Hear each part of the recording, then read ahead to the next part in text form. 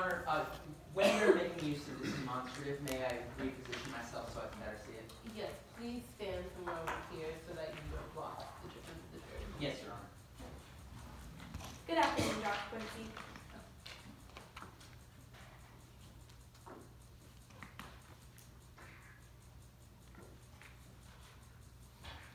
Good afternoon, Dr. Quincy. Can you please introduce yourself to the court?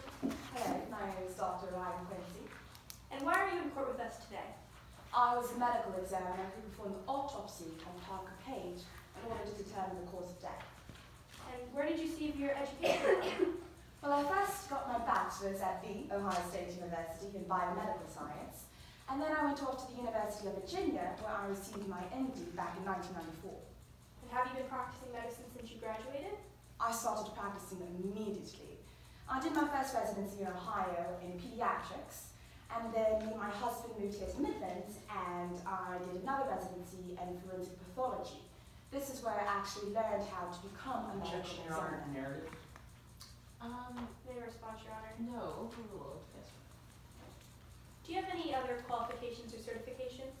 I have a couple of publications. I'm also board certified in pediatrics, anatomic pathology, and forensic pathology. I also have my medical license, of course. When performing an autopsy, what information do you rely on? Well, I like to rely on the medical records, and I have the body to examine, of course. And in today's case, I have both of those, but I also had a couple of items that the detective gave me. And when performing this autopsy, did you rely on any specific method? Well, the method I and a lot of other medical examiners use is the time method in order to determine the cause of death. We look at three things: T, the time of death; I, the internal examination; and E, the external examination. And is this a reliable method? It is. There have been several peer-reviewed studies on determining the validity of using the time method when determining the cause of death of an individual. It's a gold standard for determining the actual cause of death. And did you reliably apply it today using sufficient facts and data? I do. Now, Dr. Quincy, what conclusions did you come to in this case? I concluded that Parker died sometime on July 14th between 4 and 6 p.m. I ruled out environmental and accidental reasons, and I concluded that the death was a homicide, and that the cause of death was due to blunt force trauma she received due to a 40-foot fall. Now, I want to go into all of the reasons that you came to this conclusion. But before we do that, can you talk about how you first started reviewing Parker?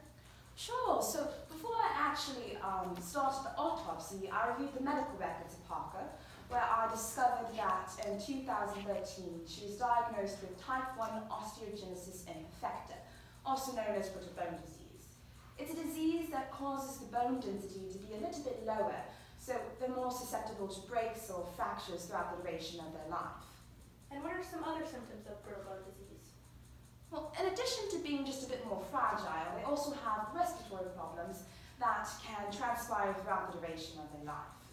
And when looking at Parker Page's medical history and her body, did her respiratory issues impact your conclusions at all? No, they didn't impact my conclusions. I did find that she was diagnosed with asthma in 2011, and she was diagnosed with bronchitis and pneumonia in the earlier part of 2018. All right, now I want to go into the first step of the time method. What time did you conclude Parker died? I concluded that Parker died between 4 and 6 p.m. on July 14, 2018.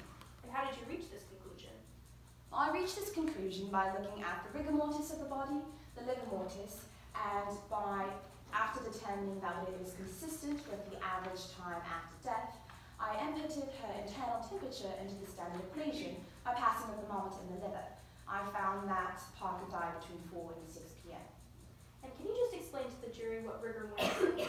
Sure. So rigor mortis occurs after the time of death. It's a Latin word where rigor stands for stiff and mortis means death. It's the stiffening of the body that occurs after someone has passed. All right, now let's move into the I step of the method. What did you find in your internal examination of Parker's body? Well, after I opened Parker up with a wide incision, I found that she had several fractures that were healed that were noted on the medical records. I did, however, note that she had a fracture on her left clavicle that wasn't noted on any of her medical records, and it caused me some concern. And now moving on to the external examination, how did you begin that? Well, I first began the external examination by discovering that she had severe ecchymosis, which is discoloration that's caused by bruising, which she sustained all throughout her body. I noticed that she received these abrasions both before and after she fell. Now, Dr. Quincy, when you explained this to me, you used a demonstrative. Do you think it would be helpful for the jury? I do. Your Honor, permission for Dr. Quincy to step down and make use of the demonstrative. Please do. And Your Honor, may I reposition I myself would as love well? that. All right, Dr. Quincy, can you explain to the jury what this is? So this is a diagram where I've noted all the abrasions and fractures that Parker received both before and after she fell, and the fractures she received throughout the duration of her lifetime. Now, can you use this green marker and circle all the abrasions she sustained after she fell? Sure, so after she fell, she received an abrasion on her... Objection, Your Honor, misleading the jury. Explain? Yes, Your Honor. This diagram is not drawn to scale. There's no specific dimensions for the body depicted on the diagram. So it misleads the jury by misrepresenting the actual size, placement, and shapes of Parker's injuries. Where did the diagram come from? May I respond, Your Honor? Sure. This diagram is contained within Dr. Quincy's report, which has been stipulated that all objections have been made. Response, Your Honor. Is it being entered into evidence? No, Your Honor, but by testifying to the injuries on the document, Dr. Quincy is misleading the jury because there's no specific dimensions on the diagram. It's not drawn to scale, and there's been no foundation laid that the injuries on Parker's body in this diagram are accurately represented by the injuries on Parker's actual body.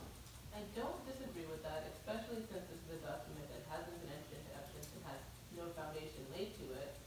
So unless we could lay that foundation, I would have to sustain. Can you lay that foundation? Yes, Your Honor. Permission to retrieve them. All right, Dr. Quincy, I'm going to approach you with your report. Is this the report you made in Parker's case? It is. And is that your signature on the last page? Yes. And is there all sufficient facts and data contained in that report that you used to come to your conclusions? I did. In this report, I also included the diagram that's up here. Your Honor, at this time we offer this exhibit in evidence. Okay. Any objections, counsel? Your Honor, there's opposing counsel doesn't have to enter the report of Dr. Quincy into evidence for her to testify to it as a demonstrative. However, she still has not laid any foundation that the diagram accurately depicts Parker's body, the dimensions and size of Parker's body, and the sizes and dimensions of the injuries on Parker's body. I think we're trying to do that. So I'm going to ask again, do you have any objections to this document being entered into evidence? No, Your Honor. So entered. Now, Dr. Quincy, does this diagram necessarily need to be drawn to scale to show Parker's injuries? No. The purpose of this diagram is to show the fractures and the bruises, not necessarily the actual sizes of them. It just gives a better picture so you can understand the full story as to what happened. All right, now, can you use that green marker and circle the abrasion she sustained after she died? So after Parker died, Your Honor, I re-raise my objection to misleading the jury. As Dr. Quincy just testified, it doesn't actually represent the sizes of the injuries Parker sustained. This misleads the jury by not accurately representing the injuries that caused Parker's death. Never respond, Your Honor. You may. To exclude relevant evidence is a very high bar. Under Rule 403, it must be much more substantially prejudicial than it is probative. Now, in this case, I'm not offering this diagram to show that these are the sizes of the wounds that Ms. Page sustained. We're just showing them to give the jury a better picture as to where they were sustained. In no way are we arguing that this is Parker Page's body, and this is a mere diagram that medical examiners use when noting abrasions on a body. They don't ever draw it to scale to fit a certain person. If opposing counsel is not saying that this is Parker's body, then it offers very little probative value because the jury can't understand where the injuries were placed on the dimensions of a 12-year-old girl, Parker Page. No counsel. Overruled. Thank you.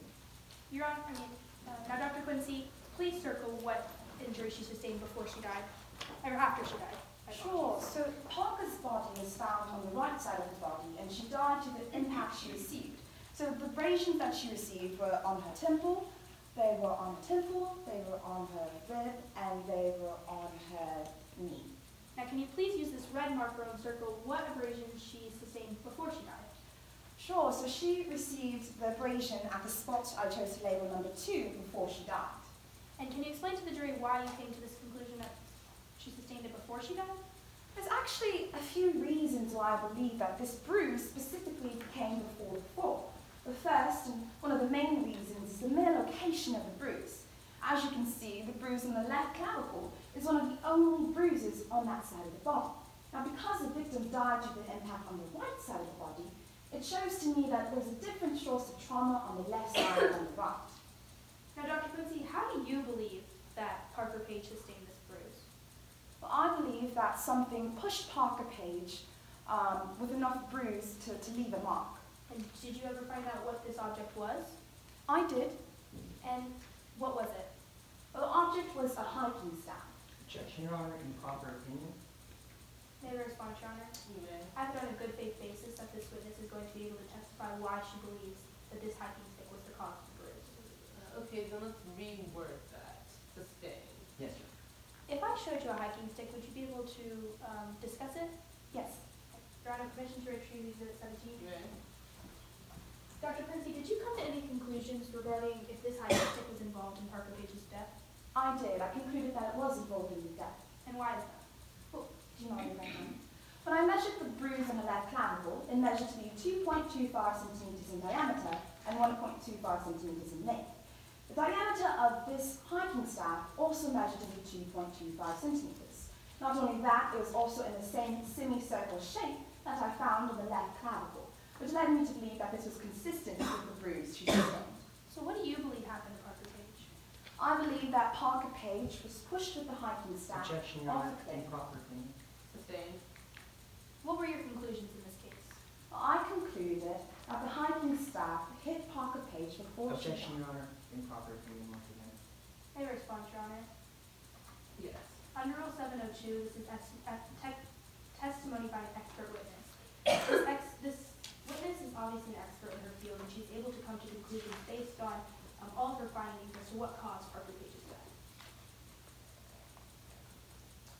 I think she's being too specific.